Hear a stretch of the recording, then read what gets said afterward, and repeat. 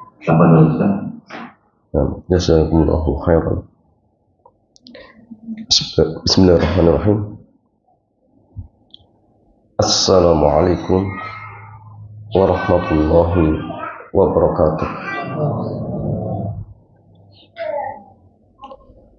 Alhamdulillahi wassalatu wassalamu ala rasulillah wa ala alihi wa ashabihi wa man tabi'ahum bi ihsanin ila yaumiddin. Amma ba'd.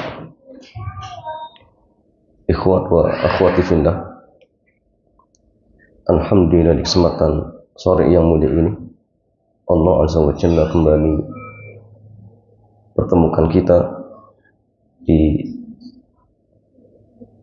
majlis yang sangat mulia ini, yaitu majlis thalabul ilmi.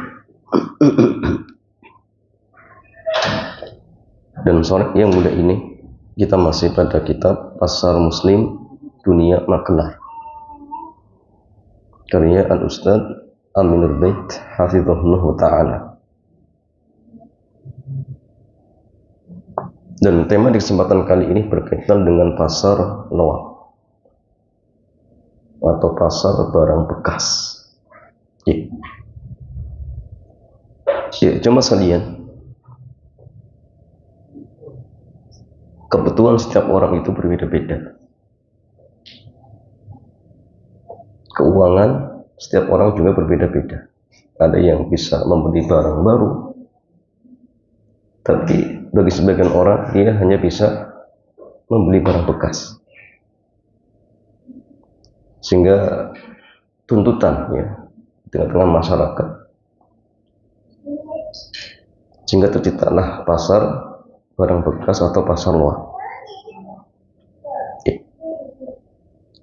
Ya, masalahnya pasar loak di zaman Nabi pun sudah ada. Dan di zaman Rasulullah, ketika yang berjualan para sahabat, ya insya Allah sedikit masalahnya.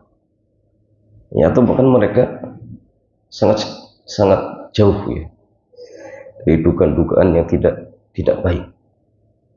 Ya. Adapun pasar loak di zaman kita, terkhusus di negeri kita sendiri, nah ini yang jadi masalah.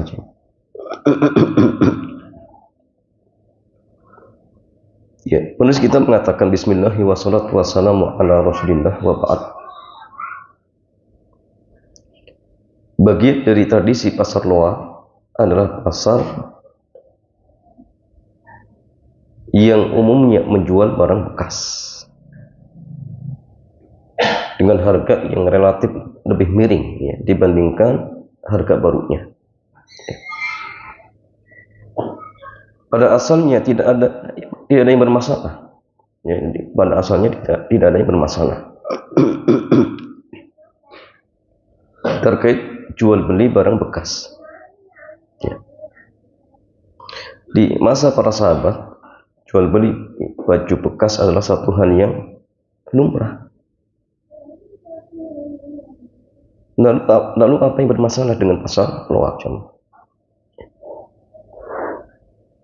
Bagi sebagian yang melihat karakter masyarakat di negeri kita, ini kita melihat masyarakat di kita sendiri saja. Ya.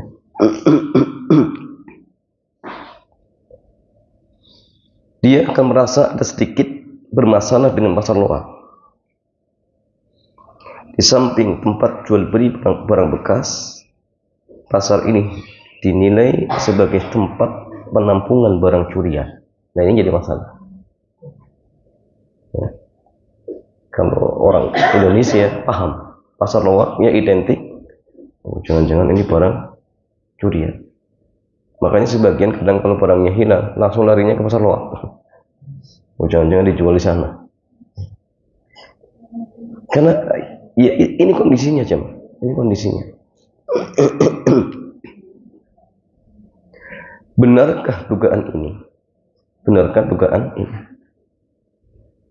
Tentu saja saya tidak bisa menilai. Karena itu terkait kondisi dugaan. Ya. Tetapi ada tiga keadaan yang bisa kita bedakan. Ada tiga keadaan yang bisa kita bedakan. Tiga keadaan jual beli barang yang diduga curian. Keadaan yang pertama, yakin bahwa barang yang dijual itu adalah barang curian. Jadi sebelum antum mau beli, oh ini benar ini barang curian. Sudah yakin. Mungkin sebelumnya antum tahu pemiliknya, dan pemiliknya kemarin ya ngomong kehilangan. Ternyata pas datang di pasar loa ada barang itu. Ya, maka kalau yakin seperti ini, ya,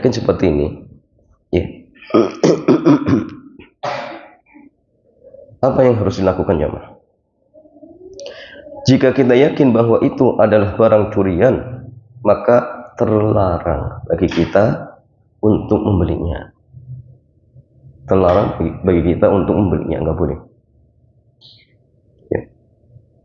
Syekhul Islam beliau mengatakan, al-amwalul maqsubatu wal maqbudatu bi uqudin la tubahu bil qabdi in arafahul muslim ijtanabahu.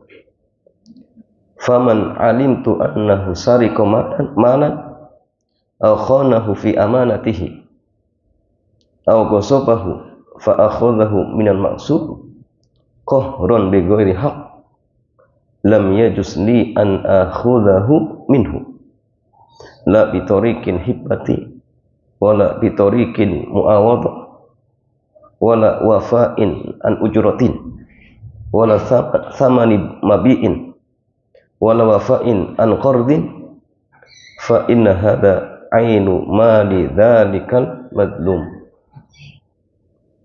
Harta hasil rampasan atau didapatkan dengan akad yang tidak mubah. Jika ada seorang muslim yang mengetahuinya, maka dia harus menjauhinya, nggak boleh mendekatinya. Karena itu, jika saya mengetahui ada orang mencuri barang atau berkhianat terhadap barang amanah atau mendapatkan barang dengan cara merampas tanpa alasan yang benar, maka tidak boleh bagi saya untuk mengambil barang itu darinya, baik dengan cara hibah atau beli atau upah kerja ataupun pembayaran utang. Karena barang ini adalah milik orang yang dizalimi itu. Dan jenis barang seperti ini statusnya seperti barang yang haram secara zatnya. Artinya bagi yang mendapatkan haram, yang mau dikasih juga haram. Kewajibannya apa aja mas kalian? Kembalikan kepada pemiliknya. Bukan malah kemudian pas dikasih, oh ya sudah saya terima. Enggak. Boleh diterima tetapi tujuannya untuk dikembalikan. Tidak masalah. Tapi kalau kemudian diterima tujuannya untuk dimiliki, maka terlarang. Karena itu milik orang lain. Dan harta seperti ini ketika misalkan yang ngambil meninggal dunia, maka tidak bisa diwarisi oleh ahli warisnya. Statusnya tetap haram. Seperti barang korupsi itu haram. Untuk anak turunannya tetap haram.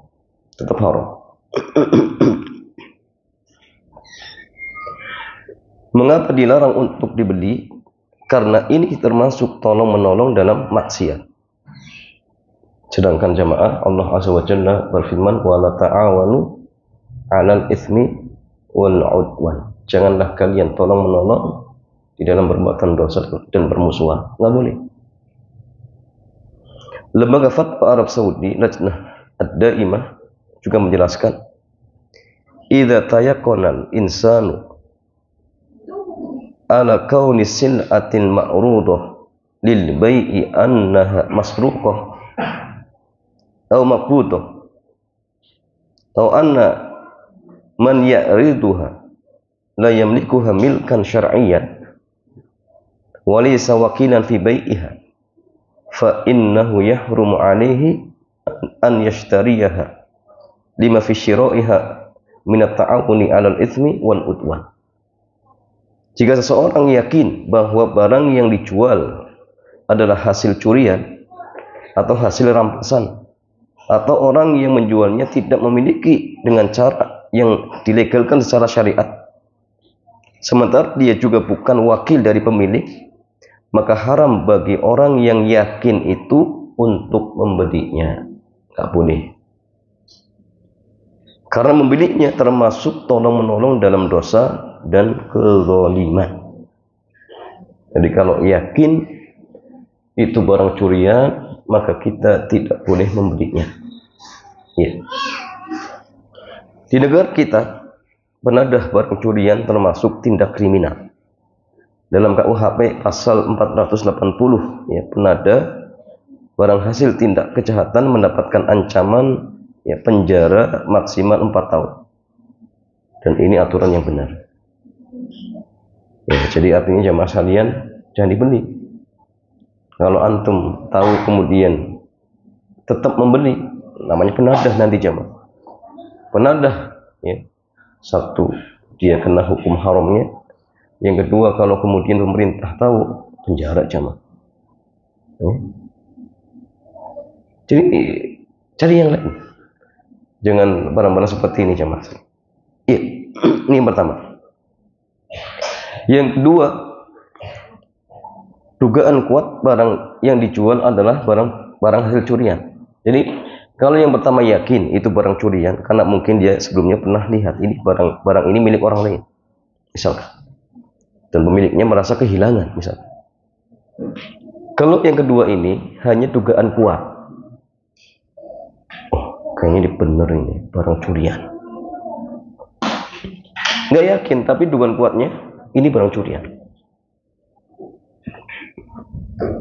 Maka jamaah sekalian, kalau seperti ini kasusnya, terdapat kaidah yang mengatakan al-madhinnatu tanzilu manzilatan, ya, ma'innah, ya, atau kemafal.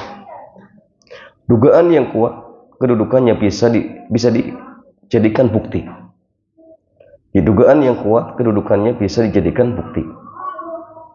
Makanya ghalabatu itu jamaah dalam fikih itu dijadikan hukum, bukan dalam masalah akidah, ya. Akidah harus yakin ilmu, tapi kalau dalam fikih ghalabatu itu bisa. Contoh ketika misalkan menentukan masuk waktu sholat, kita nggak tahu, maka boleh dengan dugaan kuat, oh kayaknya sudah masuk, boleh. Tapi kalau bisa memastikan, pastikan. Tapi kadang-kadang kan sulit. Lagi cuacanya mendung, jam nggak ada misalkan, maka boleh pakai dugaan kuat. Dan itu sah, Ya jamaah sekalian, dalil mengenai hal ini sangat banyak. Di antaranya sabda Nabi Shallallahu Alaihi Wasallam yang menjelaskan orang yang ragu ketika sholat, apakah baru 3 rakaat atau sudah 4 rakaat. Dan beliau ajarkan agar memilih yang paling mendekati keyakinan. Ya, ada orang sholat 3-4. Kalau kemudian dipikir, ya, dengan korinah, akhirnya muncul, oh kayaknya ini sudah 4. Maka silakan beramal dengan diyakini. Atau misalkan setelah dipikir kemudian muncul, oh ini baru 3, ya sudah 3. Dan ini boleh, tidak masalah, tidak masalah. Ya, cuma nanti sujud sahwi, kalau yakin berarti sujud sahwinya setelah salah, seperti itu. Jadi kalau ada tarjih, dugaan kuat, maka sujud sahwinya nanti setelah salah. Sikap ini menunjukkan bahwa orang yang ragu ini mengambil sikap berdasarkan dugaan kuat. Ya.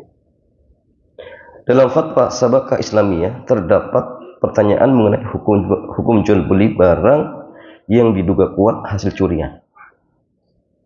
Maka jawaban lembaga fatwa Syabakah Islamiyah, fama ta'alima syahsu au ghalaba ala dhannihi annal bid'ata al-ma'rudah lil bai'i masruqatun fala yajuzu lahu syira'uha lima fihi min tafwiti sil'ati ala malikiha al-haqiqi wa lima fihi aidan min at-ta'awuni al-ithmi wal udwan wa iqraril munkari war ridha bidzulmi wa nahwi dzalika minal mafasidi.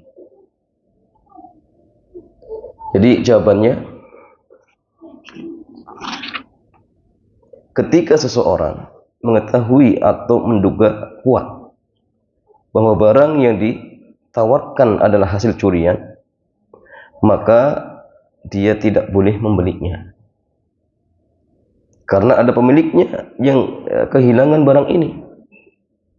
Di samping itu termasuk tolong menolong dalam dosa dan zalim, menyetujui kemungkaran, ya, mendukung kezaliman atau dampak buruk lainnya. Jadi kalau dugaan kuat ini barang curian, maka tidak boleh dibeli. Ya. Sekarang yang ketiga, tidak ada sama sekali bahwa barang itu hasil curian. Tidak tahu sama sekali bahwa barang tersebut hasil curian, nggak tahu. Ya. Dia datang ke pasar loa, ada yang nawarkan barang, dia nggak tahu ini barang curian atau bukan barang curian. Ya. Kasus semacam ini pernah ditanyakan kepada Syekhul Islam Ibnu Taimiyah. Anir rajuli yashtari sil'atan bimalin halalin wa lam ya'lam asla sil'ati hal huwa haram aw halal thumma kanat haraman fil batini hal ya'tham amla. Ada yang bertanya mengenai seseorang yang membeli barang, ya, dengan uang halal, namun tidak tahu asal usul barang tersebut, apakah menjadi, ya, haram ataukah halal. Kemudian jika ternyata barang itu aslinya haram, apakah pembeli berdosa? Ya. Maka jawaban beliau,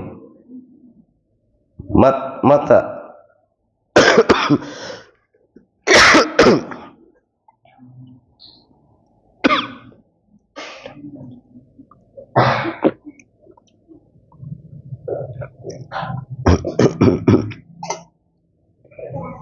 ya jamaah sekalian, beliau menjawab, mata i'taqad dan mustari annal ladzi ma'al ba'i milkuhu fastarahu minhu 'ala adh-dhahiri lam yakun 'alaihi ithmun fi dzalika wa in kana fil batini qad sarikahu al-ba'i lam yakun al-mushtari ithmun wala uqubah la fid dunya wala fil akhirah.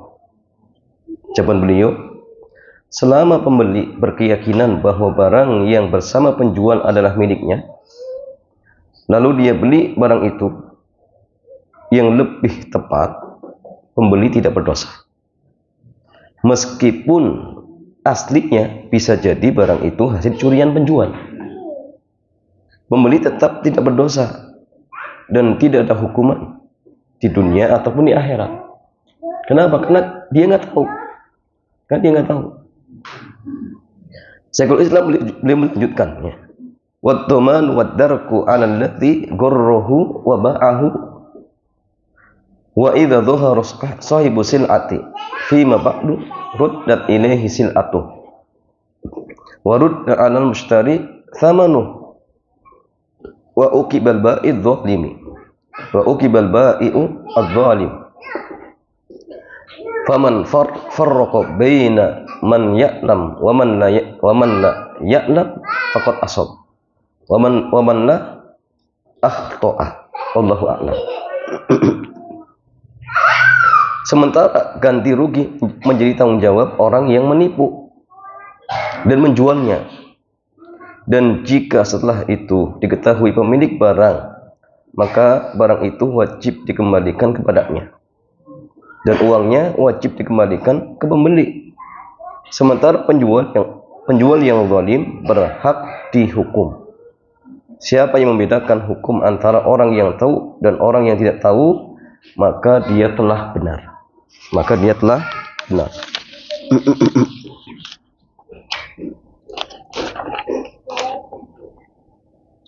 Dan siapa yang tidak membedakan, pasti kesimpulannya keliru, salah. Ya, sehingga masalahnya, kalau memang dia tidak tahu sama sekali, boleh dibeli, tidak masalah. Kalau kemudian kenyataannya barang itu apa? Hasil curian, misalkan. Dan ternyata diketahui ada pemiliknya, ya sudah kembalikan.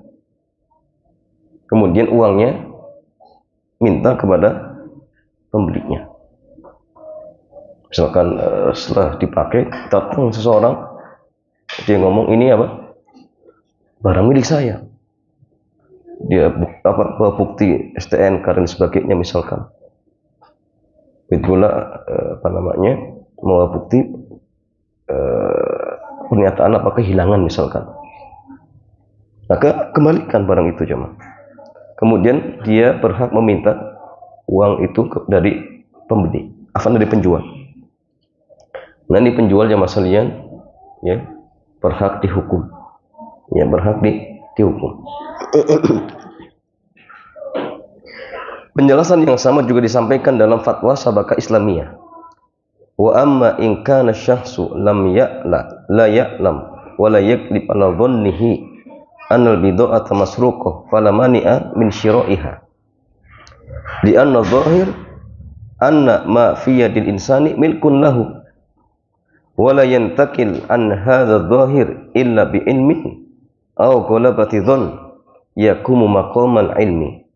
Jika seseorang tidak tahu dan tidak memiliki dugaan bahwa barang itu hasil curian, maka tidak masalah membelinya.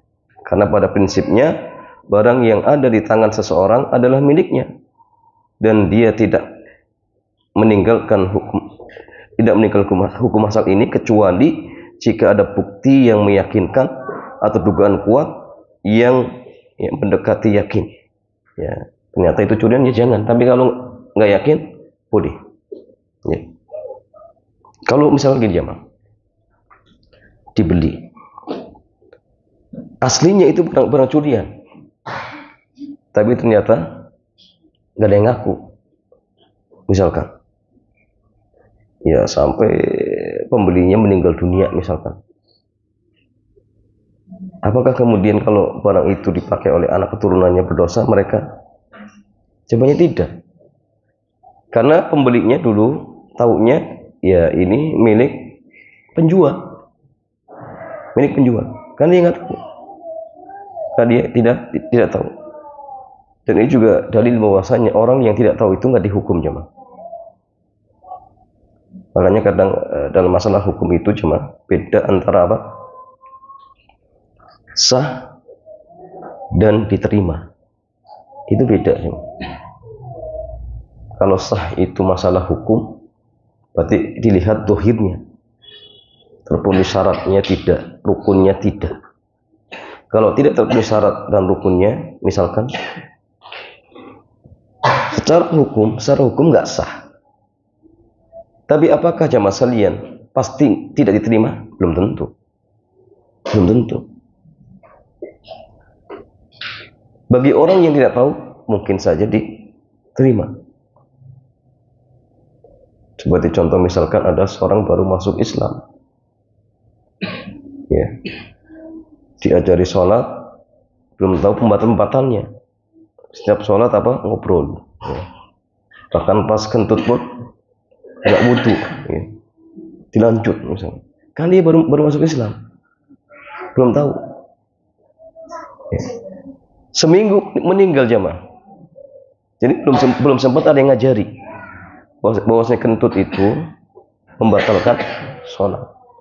Pertanyaan jamaah sekalian, sholat selama sepekan itu sah tidak secara hukum? Secara hukum sah tidak? Tidak sah. Tapi mungkinkah diterima? Mungkin jemaah. Diterima itu urusan Allah. Karena Allah tidak akan menghukum seorang kecuali apa? Kalau dia tahu. Ya. Kan doa kita, la tu'akhidna, ya Allah jangankan hukum kami apa-apa yang kami tidak tahu. Jadi mungkin diterima oleh Allah, walaupun secara hukum tidak sah seperti itu. Ya. Maka bedakan. Makanya tanya itu jangan masalah gini, sholatnya diterima tidak ya? Terima itu urusan goib jamaah. Kalau tanya itu berarti sah tidak sholatnya. Baru dilihat adakah rukun yang terlewat, adakah syarat-syarat yang ditinggalkan. Kalau ada ya batal. Secara hukum tidak sah. Tapi kalau tanyanya kira-kira sedekahnya terima tidak ya? Wallahu a'lam. Sedekahnya sah secara syariat. Tapi diterima dan tidaknya itu urusan Allah. Bahkan orang yang sholat sempurna, rukun, syarat, wajib terpenuhi, apakah pasti diterima oleh Allah? Belum tentu cuma saja. Nah, sehingga bedakan antara apa? Diterima dan sah. Ya. Kita tidak menghukumi pasar loak secara umum, karena semua tergantung keadaan transaksinya. Jika kita jujur dalam melihat, insya Allah kita bisa menilai dengan semua indikator yang ada. Sehingga bukan sebatas pertimbangan. Yang penting murah, bukan. Atau lainnya. Jika Anda yakin objek transaksi ini bukan hasil curian, atau Anda tidak memiliki dugaan sama sekali bahwa itu curian, silakan dibeli. Tapi kalau kemudian ada dugaan kuat, ya jangan dibeli. Kalau ragu, tinggalkan. Tak ma yaribuka ila ma la yaribuka. Tinggalkan apa yang meragukan kepada yang tidak meragukan. Selesai. Jadi Muslim itu gampang jemaah. Ya, maka jangan kemudian mempersulit diri. Ya. Cari akad-akad yang sah, yang tidak ada masalah. Karena sebagian orang itu ya sukanya cari masalah. Jual beli juga cari masalah, pekerjaan cari masalah, sehingga akhirnya apa? Hidupnya penuh masalah. Nah, itu sebabnya jemaah. Maka ingat, agama kita itu mudah, maka jangan mempersulit diri. Ini jemaah beberapa kesimpulan dari jual beli barang bekas. Jadi ada 3, kalau yakin itu barang curian jangan dibeli. Kalau ada dugaan kuat itu barang curian maka jangan dibeli. Tapi kalau tidak ada dugaan kuat, nggak tahu sama sekali, maka silakan boleh dibeli. Wallahu ta'ala a'lam bissawab. Demikian, mudah-mudahan bermanfaat. Selanjutnya seperti biasa kita buka tanya jawab, dipersilakan.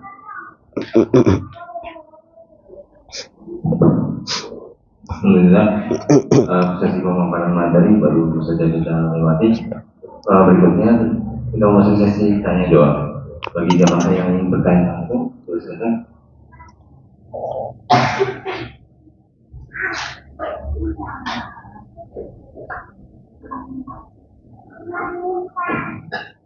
Assalamualaikum warahmatullahi wabarakatuh. Waalaikumsalam warahmatullahi wabarakatuh. Yang kami tanyakan berkaitan dengan pembelian barang-barang kita peroleh dari menghindari pajak, itu masuknya barang politik atau tidak? Black market ya. Jadi apakah itu menghindari cukai atau memang yang dari luar negeri pajak masukannya itu dihindari? Terima kasih, Ustaz. Iya. Waalaikumsalam warahmatullahi wabarakatuh. Ya, jamaah sekalian, ada pertanyaan terkait tentang Apa hukum membeli barang black market, barang-barang yang masuk tanpa harus bayar bea cukai? Boleh tidak dibeli jamaah? Maka gini jamaah, kaidah gampangannya gini saja. Kalau barang itu ya yang dijual adalah milik penjual, hukum asalnya boleh dibeli. Hukum asalnya boleh dibeli. Ini gampang kaidahnya. Dan barang-barang tadi yang dibeli walaupun tanpa bayar pajak itu hak milik jamaah. Itu sudah milik. Kan dibeli dengan cara apa? Legal menurut apa jamaah? Ya. Syariat. Kalau negara membeda ya. Syariat. Dan dalam masalah jual beli itu standar kita syariat, sahih. Jadi itu sah secara syariat. Kemudian jamaah sekalian, untuk menghemat tadi ya biaya, akhirnya tadi ya sembunyi-sembunyi, tidak bayar bea cukai dan sebagainya. Maka kalau kemudian barang itu ditawarkan, bolehkah dibeli? Jawabannya boleh. Halalkah? Halal. Halal. Tapi masalahnya jamaah, penjualnya tadi berdosa tidak? Ya beli barang kemudian sembunyi-sembunyi tidak bayar bea cukai tadi. Maka kita kembali kepada hukum bea cukai. Bea cukai itu termasuk pajak atau bukan? Termasuk pajak bukan jamaah? Kalau termasuk pajak, kita sudah tahu hukum pajak. Ya. Wajibkah bayar? Enggak wajib. Bahkan yang terbaik kalau bisa, kalau yang terbaik kalau bisa, jangan bayar. Kalau bisa. Ya. Kecuali kalau tidak bayar kemudian ada mudarat, ya bayar. Demi menghindari mudarat seperti itu. Hukum asalnya jangan jamaah. Ustaz, tapi ini tidak taat dengan pemerintah. Jawabannya jamaah sekalian, taat dengan pemerintah itu pada hal-hal yang ma'ruf. Kalau pemerintah kita misalkan nyuruh setiap warga minimal nanti di musim batuk sepekan zina 1 kali, mau tidak jamaah? Ya jangan mau. Kenapa? Zina itu haram. Sekarang pajak itu apa jamaah? Ya. Kalau yang ma'ruf wajib taat, rambu lalu lintas taati, wajib. Tapi yang tidak ma'ruf maka tidak wajib taat. Soalnya jamaah, misal, kecuali kalau bea cukai itu bukan pajak, tapi hanya apa? Biaya apa istilahnya? Ya, ongkos masuk barang-barang misalkan. Kalau memang itu, berarti kasusnya beda. Kalau dia nggak bayar bea cukai berarti termasuk melanggar aturan pemerintah. Ya, sehingga dilihat ya, dipastikan kedudukannya, apakah itu bea cukai atau tidak. Dan mungkin yang paham ya tahu bahwasanya itu ya, mungkin bagian dari pajak. Kalau memang itu bagian dari pajak, berarti jelas ya, menjual barang seperti tadi sama sekali nggak ada masalah. Cuma ya tadi ya, dia harus berhati-hati ya. Kalau ketangkap ya hati-hati jam seperti itu. Maka cari aman ya, cari aman seperti itu. Tapi sah secara syariat. Wallahu a'lam bishawab.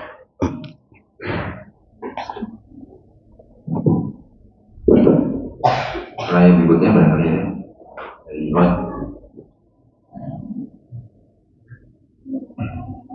Kalau tidak ada, saya bacakan pertanyaan. Assalamualaikum warahmatullahi wabarakatuh. Waalaikumsalam warahmatullahi wabarakatuh. Tadi dijelaskan kalau kita membeli suatu barang terus ternyata setelah kita beli kita tahu bahwa barang itu hasil curian.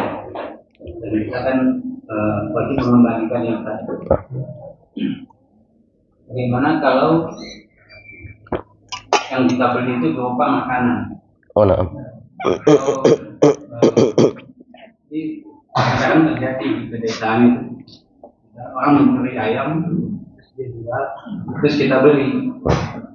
Sebelumnya kita belum tahu bahwa itu barang curian. Setelah kita beli dan setelah kita makan, ternyata kita tahu bahwa itu adalah barang curian. Bagaimana hukumnya? Assalamualaikum. Ya, jamaah sekalian, ini menarik juga. Bagaimana kalau misalkan seorang membeli barang, ternyata barang itu curian dan itu berupa makanan dan sudah dimakan. Apa kemudian wajib dikeluarkan? Nggak mungkin ya. Jadi kalau kemudian misal sudah dimakan, ya misalkan, apakah kewajiban dia mengembalikan uang? Enggak, kan dia sudah beli, sehingga yang wajib mengembalikan adalah siapa? Penjual. Dan dia nggak berhak minta uangnya karena sudah dimakan. Nah, cuma ketika misalkan ketahuan, oh ternyata penjualnya mencuri, ya sudah, penjualnya dia wajib mengembalikan kepada pemilik seperti itu. Adapun dia nggak masalah. Kenapa? Karena memang tidak tahu dan barang itu sudah tidak ada seperti itu. Jadi yang wajib dikembalikan itu ketika barang itu masih ada, maka kembalikan. Tapi kalau barang itu sudah tidak ada, ya sudah selesai. Dan kewajiban yang harus mengembalikan adalah orang yang nyuri secara langsung seperti itu. Wallahu a'lam bishawab.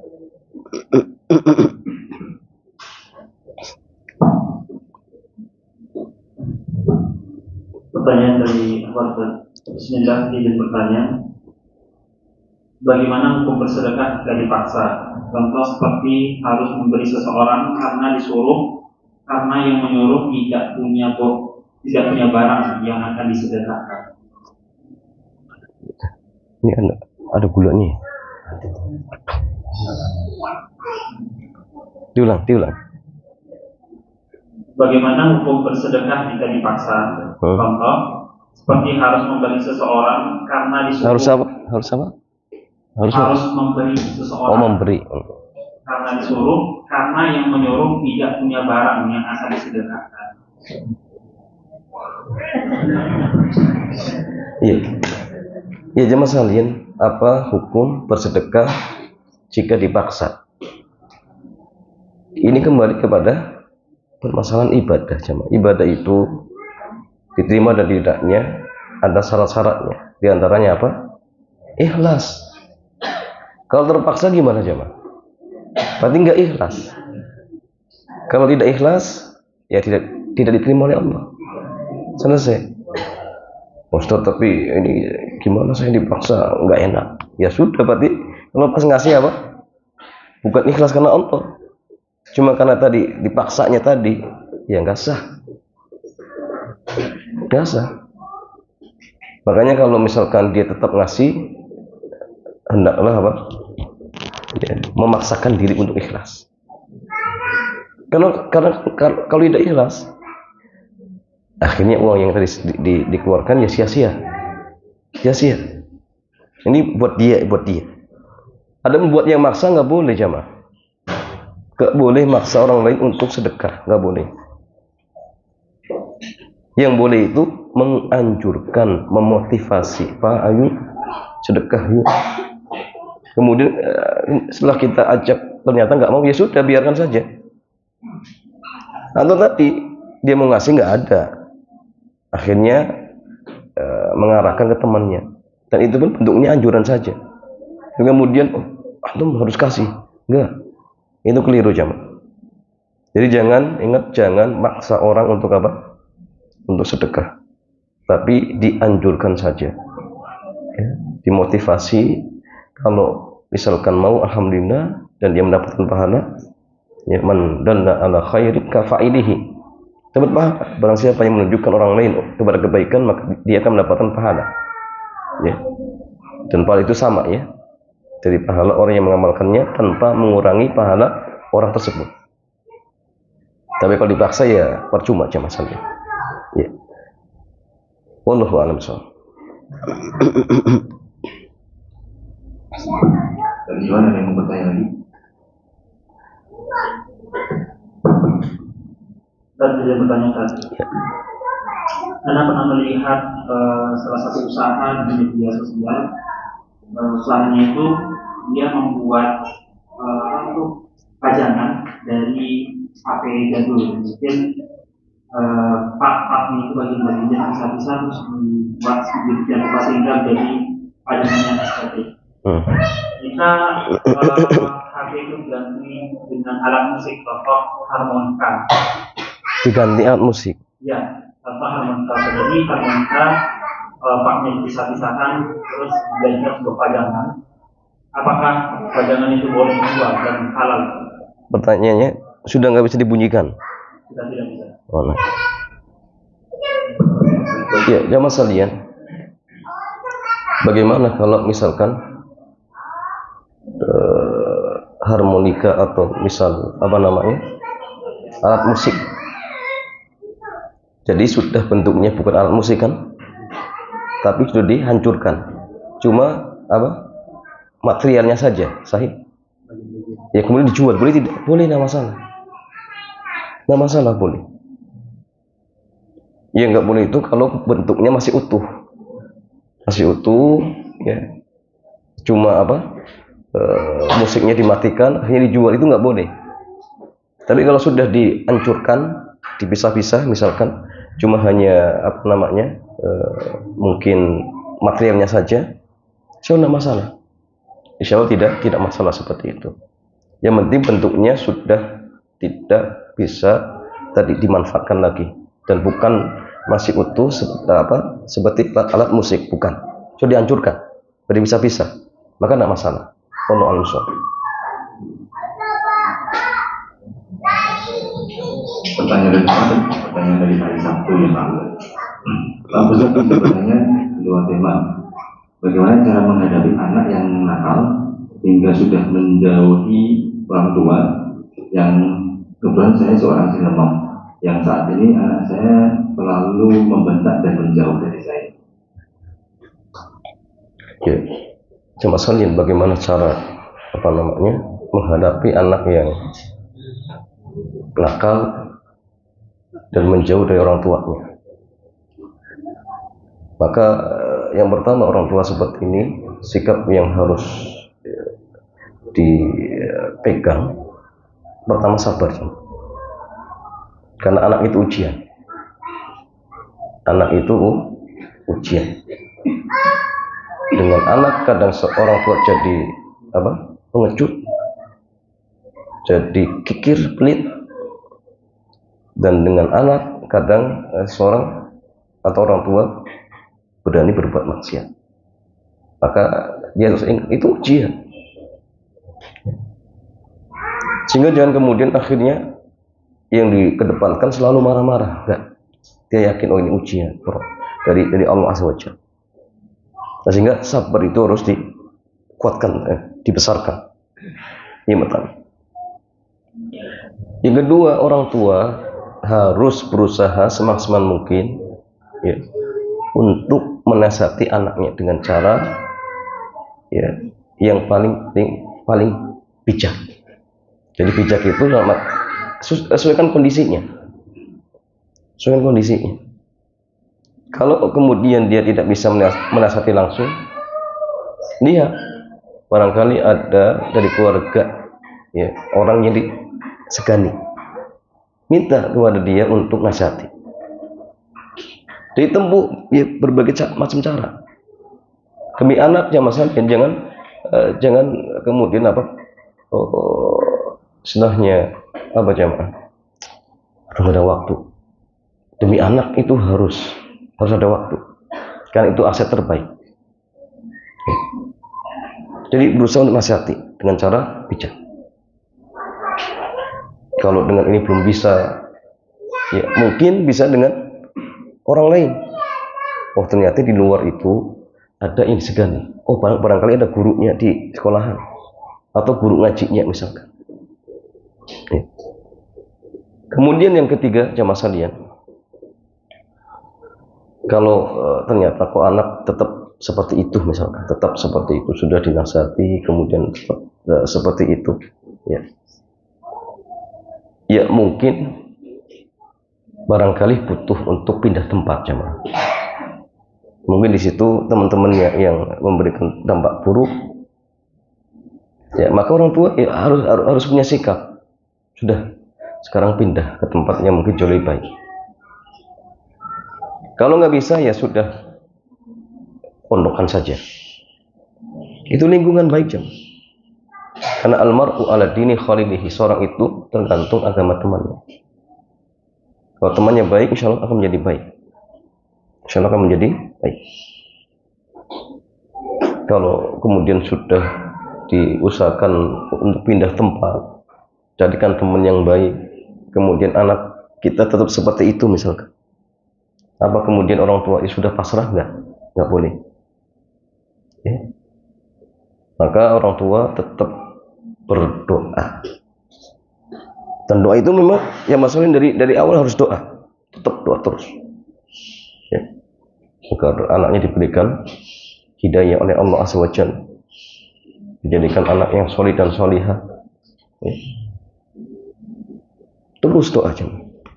Kemudian orang tua jangan berputus asa dari rahmat Allah. Yakin bahwasannya ketika Allah sudah menghendaki kun fayakun. Jangankan anak yang seperti itu, jemaah. Orang kafir yang keras memerangi Islam, ketika Allah menghendaki dapat hidayah, selesai dapat hidayah. Ini kadang jadi masalah orang tua, akhirnya apa? Berputus asa. Jangan. Tetap optimis dan yakin dengan tarbiyah yang baik pasti akan membuahkan hasil yang baik. Dan ingat jamaah sekalian, hasil itu kadang bisa dilihat langsung oleh orang tuanya, terkadang nanti di akhir, atau bahkan ketika orang tua sudah meninggal. Jika masih hidup orang tuanya dinasihati, disuruh sholat nggak mau. Giliran orang tuanya wafat, anaknya masya Allah rajin sholatnya, bahkan mungkin tiap hari mendoakan orang tuanya. Itu mungkin jemaah, dan bukan sesuatu yang berat bagi Allah Azza wa Jalla, sehingga dahulukan ya, rasa optimis. Insyaallah kayak saya sudah berusaha, ya Allah, mendidik anak saya dengan cara yang benar, ikhlas, insyaallah hasilnya akan baik. Kalaupun sekarang belum melihat, barangkali nanti. Ya, karena kadang jamaah sekalian, seorang itu dikabulkan doanya di akhir-akhir. Ya, yang pernah saya sampaikan, ya, walaupun ini hadisnya lemah, tapi ini menarik, jamaah. Jadi ada seorang hamba, dia doa, ya. Kemudian Allah berfirman, ya Jibril, kabulkan doanya dan segerakan dikasih jamaah. Ketika dia minta selalu dikasih, apapun yang dia inginkan dikasih. Tapi ingat alasannya, li'anni akrahu, karena saya benci mendengarkan rintian-rintian doanya. Allah benci. Dan ini yang mungkin disebut dengan istidroj, jamaah. Ampun yang diminta dikasih. Yang kedua, ada seorang hamba, dia berdoa, lalu Allah berfirman, ya Jibril, kabulkan permintaannya, tapi akhirkan. Tapi yang menarik jamaah, Allah mengatakan, li'anni uhibbu, karena saya cinta mendengarkan rintian-rintian doanya. Jadi mungkin selama ini disuruh doa terus karena mungkin suka. Kalau tidak ada ujian seperti ini mungkin tidak pernah doa. Ya. Makanya tadi husnudzon kepada Allah itu dibesarkan. Kalaupun ternyata misalkan sampai wafat anaknya tetap seperti itu, maka orang tua yang seperti ini kalau memang sudah maksimal tetap dikatakan orang tua yang sukses ketika mendidik anak-anaknya. Karena ingat, kesuksesan pendidikan itu bukan dilihat dari hasil, tapi dilihat dari usaha, keikhlasan usahanya, kemudian konten yang disampaikan. Kalau sudah maksimal, sudah ikhlas misalkan, dia berhasil. Karena kalau keberhasilan dakwah itu, keberhasilan tarbiyah itu dilihat dari hasil, berarti ada nabi yang gagal. Ya. Bahkan Nabi Nuh, anak istrinya tidak ikut. Tapi bukan itu. Sehingga orang tua yang penting didik dengan benar, doakan terus, sayangi anak-anak, apapun kondisinya. Ya. Jangan kemudian anak kita dikit-dikit nakal, akhirnya apa? Sudah nggak diurus, jangan. Bagaimanapun itu anak kita. Ya mungkin anak kurang sekali seperti itu karena kurang perhatian, atau mungkin karena pergaulan. Maka orang tua harus peka seperti itu. Ya. Dikit ada pelanggaran, ingatkan dengan cara baik-baik. Jangan dahulukan emosi. Karena ingat, nasihat itu jamaah sekalian, kalau keluar dari hati akan sampai ke hati. Tapi kalau nasihat itu keluar dari emosi, ya sudah, masuk telinga kanan, keluar telinga kiri. Itu yang terjadi, jamaah. Banyak orang tua teriak-teriak. Ketika itu mungkin anaknya mendengar, tapi setelah itu kembali lagi. Tapi kadang dengan satu ucapan, nah sholat, dan itu saja. Ternyata anaknya sholat, dan terus. Kenapa? Ternyata ucapan itu keluar dari hati ikhlas karena Allah. Sehingga ucapan itu membekas dalam dirinya sampai dia meninggal dunia. Seperti kisah seorang pemuda, ada seorang syekh lewat di tepi pantai, ada anak-anak sedang main bola voli atau pokoknya sedang bermain. Ada yang minum dan sebagainya. Kemudian syekh itu berhenti, hanya mengucapkan apa? Ittaqillah, bertakwalah kepada Allah. Setelah itu pergi. Beberapa waktu berikutnya, syekh itu kembali ke tempat tersebut pas hari Jumat. Ternyata masuk waktu Jumat, kemudian mampir di masjid. Ternyata yang khutbah anak muda, jemaah. Dan khutbahnya menarik. Setelah selesai khutbah, disamperin saya itu. Wahai syekh, tahukah Anda siapa saya? Saya ini kaget, siapa? Saya itu, wahai syekh, dulu anak muda yang pernah Anda teriaki ittaqillah. Ucapan itu membekas sampai akhirnya saya tobat, kemudian belajar ilmu agama. Nah itu jawab penting. Orang tua ingat kalau ingin nasihati anaknya, ya benar-benar ikhlas, ya bukan karena emosi. Sehingga walaupun satu ucapan, satu kalimat itu kan membekas, ya mah. Itu penting. Wallahu a'lam bishawab. Ya, satu lagi. Ini juga pertanyaan dari yang sambung. Ustaz, bagaimana cara kita menangani orang atau anak yang kesurupan? Bagaimana cara menangani seorang anak yang kesurupan? Jawabannya di ruqyah, ya. Ya. Cuma memang ruqyah itu harus sabar, ya. Jadi orang tuanya ya langsung meruqyah. Kalau kemudian orang tua nggak sanggup, bisa minta, nggak masalah. Apa kemudian ini babnya minta-minta? Jawabannya nggak masalah. Kalau untuk anak nggak masalah. Kalau yang tidak dibolehkan itu untuk dirinya sendiri. Tapi kalau untuk anak nggak masalah. Ya, kalau bisa dibacakan sendiri, bacakan sendiri. Ya. Dan memang butuh kesabaran. Ya. Terus bacakan. Nggak boleh pedulikan, ya. Dia ngomong apa, boleh baca saja sudah. Yang penting satu, bacanya ikhlas. Wudu, kemudian baca dengan ikhlas. Ya. Jangan ada embel-embel yang lain. Karena gini jamaah, ruqyah itu memang obat yang paling mujarab. Dan itu sangat manjur.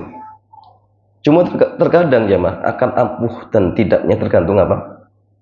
Tergantung yang pakai penggunanya. Kalau yang menggunakan dalam artian seseorang yang belum mampu, ya akhirnya dampak manfaatnya sedikit. Dampak manfaatnya sedikit. Tapi kalau penggunanya luar biasa, dia mampu, jangankan dibacakan sampai selesai ayatnya, mungkin dia perlu datang, jinnya kabur. Contoh seperti kejadian di masanya Imam Ahmad. Ada orang kesurupan, hanya dibawakan apa? Sandal jamaah. Bukan takut sama sandalnya, tapi takut sama pemiliknya. Di zamannya Umar, jin itu nggak berani berpapasan dengan Umar, nggak berani jam. Nah, di zaman kita jangankan berpapasan, di ruqyah pun apa? Ngecek kita, rohnya nggak bener nih, bacaannya belum ada sanadnya. Nah, ini masalah lagi jam sekalian. Jadi yang perlu itu kita perbaiki diri. Kemudian di rumah-rumah kalau ada misalkan patung-patung, ada gambar-gambar makhluk yang bernyawa, maka keluarkan. Karena itu tempatnya jin jam. Kadang ketika dibacakan ruqyah keluar, tapi jin itu ya, nempel di mana? Gambar makhluk yang bernyawa.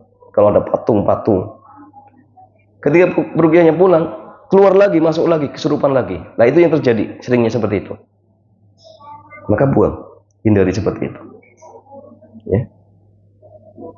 Anjing jangan di rumah ya. Pokoknya jauhkan dari rumah kita seperti itu, biar rahmat itu masuk. Biar rahmat itu apa? Masuk. Ya. Kalau kemudian anak tersebut tetap seperti itu, ya tetap sabar. Ya. Pengobatan ini memang seperti itu, baik secara syar'i ataupun secara medis ataupun herbalis, ya memang butuh sabar. Karena ingat, siapa yang menyembuhkan? Allah. Bisa dengan satu bacaan Allah menyembuhkan, bisa. Bisa berkali-kali, lihat si hamba ini. Serius tidak ini bacanya. Ya. Maka memang harus yakin. Ya harus yakin. Insya Allah kalau dia yakin, ya dengan izin Allah, maka sang anak ya akan segera sembuh. Ya, wallahu a'lam bishawab. Ya, demikian jamaah sekalian, mudah-mudahan kajian di kesempatan sore yang mulia ini bermanfaat. Kita cukupkan. Subhanakallahumma wa bihamdik, asyhadu an la ilaha illa anta, astaghfiruka wa atubu ilaik. Assalamualaikum warahmatullahi wabarakatuh.